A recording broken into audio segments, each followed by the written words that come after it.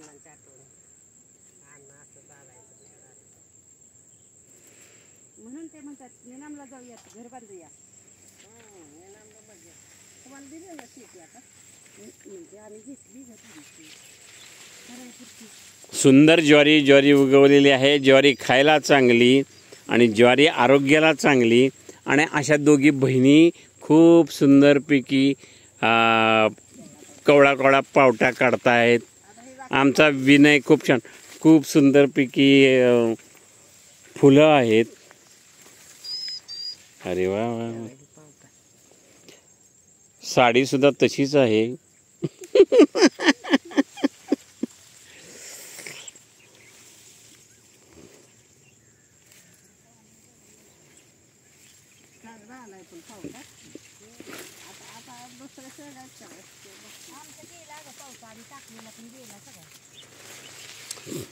गाणी कशी आठवतात माहितीये का?